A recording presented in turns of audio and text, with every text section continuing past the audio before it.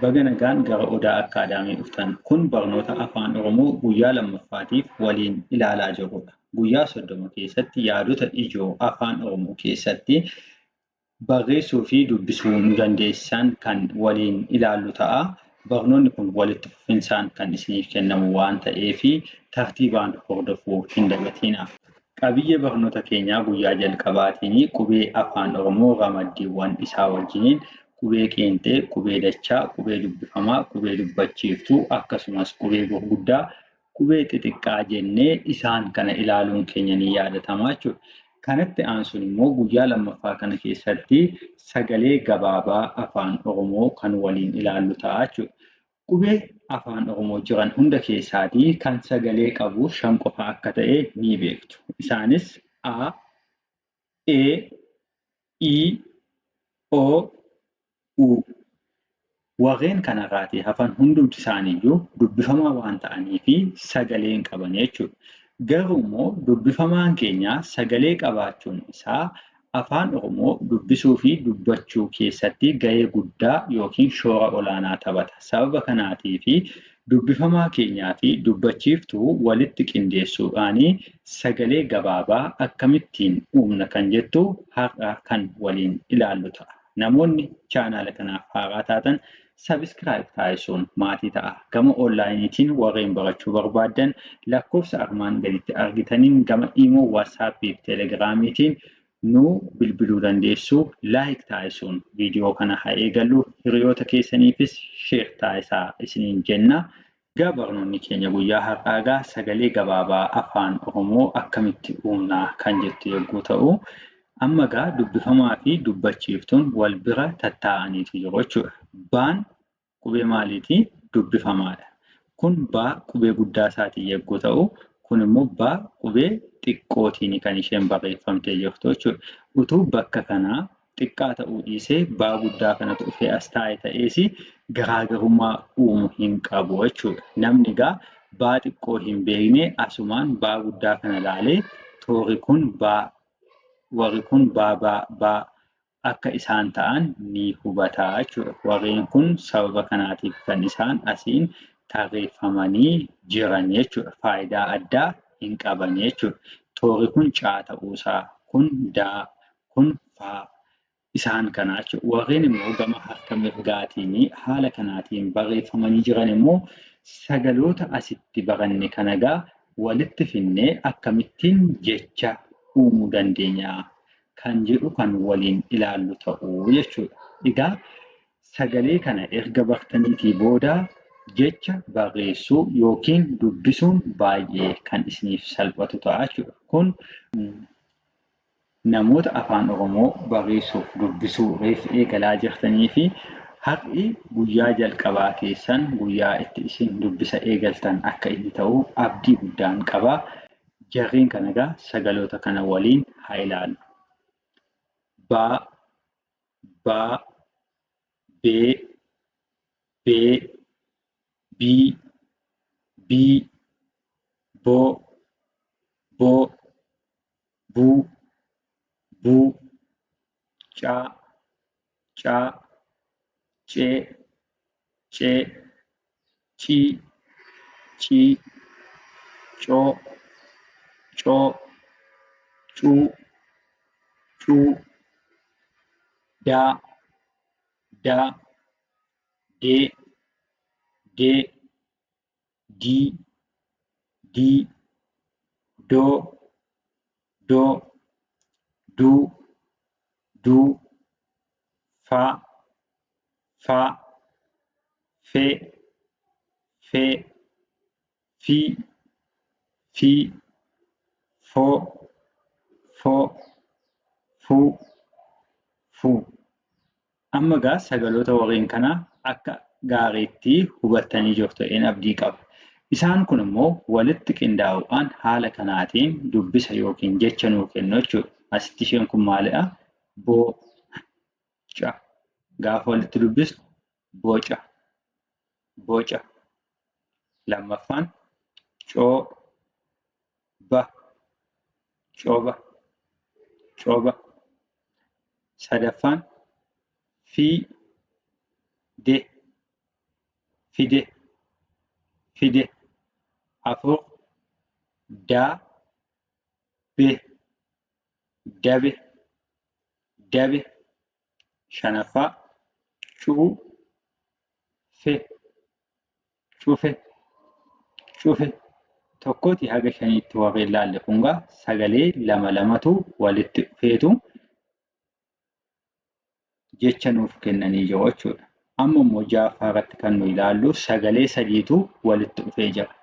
Innis a, da, ba, adaba, adaba. Haala kanaan sagaloota asitti baranne kana walitti qindeessuudhaan haala kanaan barreessinaa jechuudha. Akkasumas immoo kan barreeffamee jiru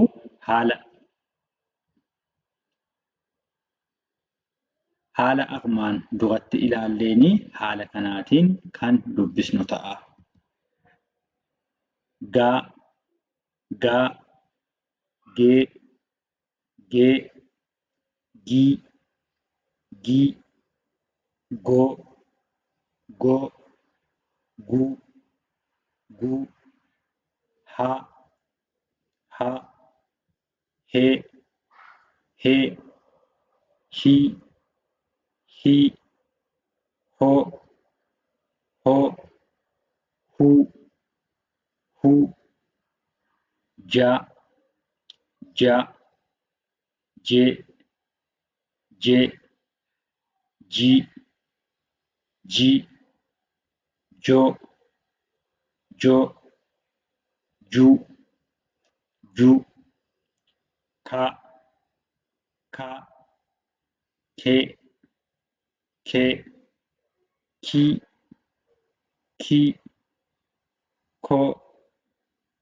koo, kuu, kuu, laa, laa, lee, lee, lii, lii, loo, loo, luu, luu.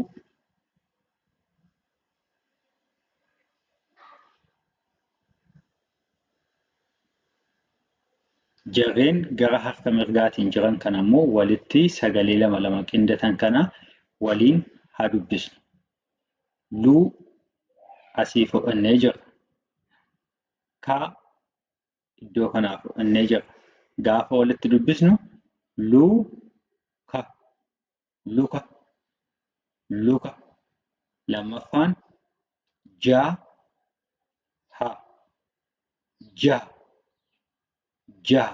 Sadaffaa gola, gola, gola. Afur laga, laga, laga. Shanaffaa lole, lole, lole. Ja'affaa baga, baga, baga. Ma, mee, mii, moo, muu, naa, nee, nii, noo,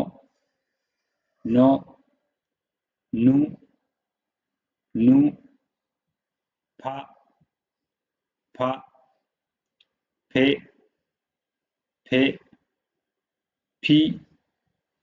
pii, poo,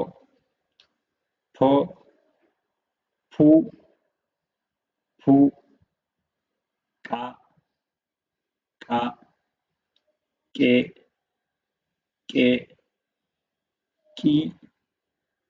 qii, qoo, quu,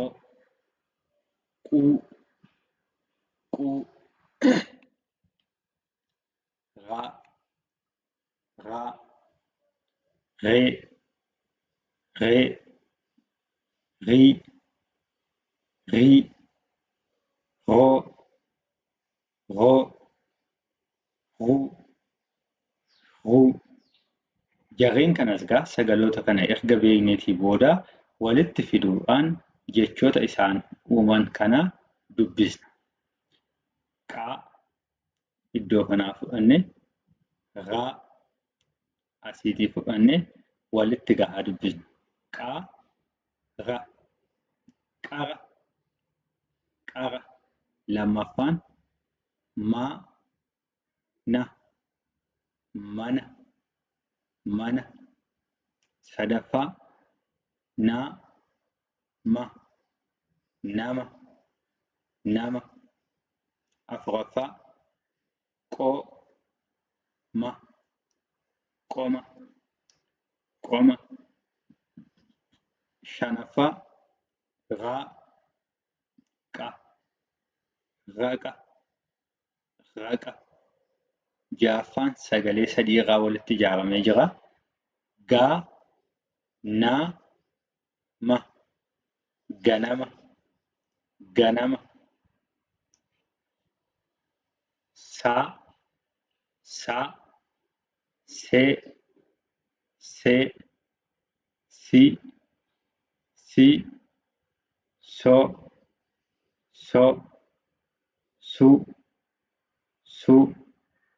Ta, ta, te, te, ti, ti, to, to, tu, tu, va, va, ve, ve, vi, vi, vo, vo, vu, vu, wa, wa, we, we, wi, wi, wo, wo, wu, wu, xa, xa, xe, xe, xi, xi,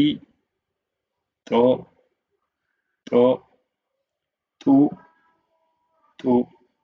Sagaloota kanas walitti fiduudhaan jechoota asitti barreeffamanii jiran kana waliin haa dubbisnu. Taa ishee kana,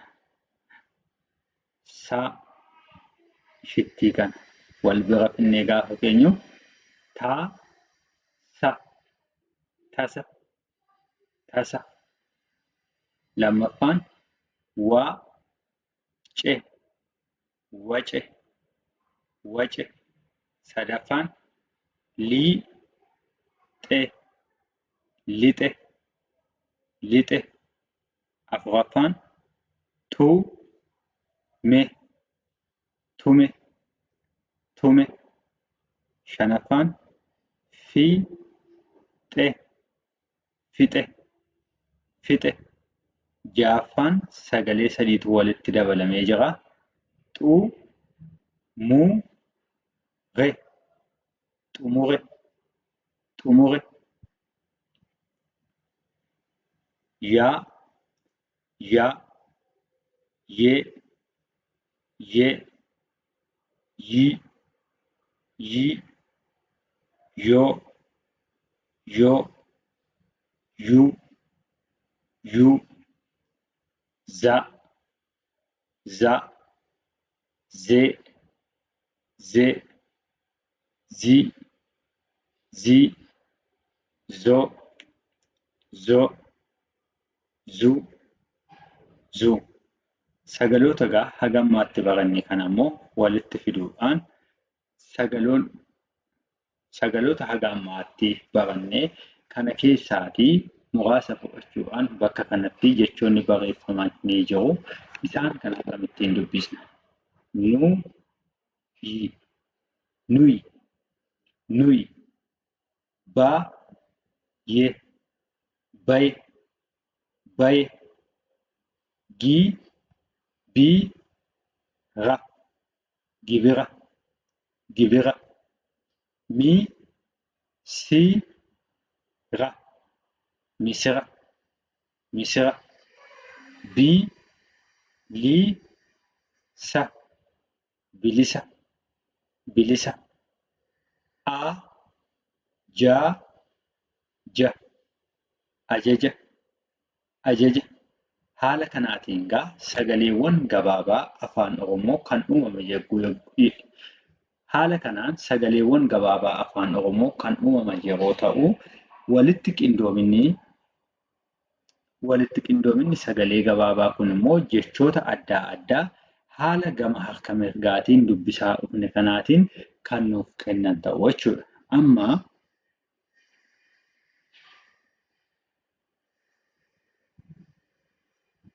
kan barattan irraatii immoo hagam akka isin hubattan ilaaluudhaa fi kun hojii manaa keessani.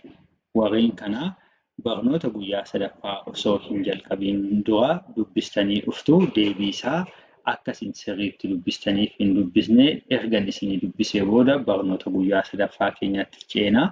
Jarreen kana egaa sagaloota afaan Oromoo kanaa irra deebi'uun ilaaluun warreen kana dubbisaatii koottaa isiniin jennaa. Fayyaa nuuf ta'aa. Barnoota guyyaa sadaffaa irratti wal argina.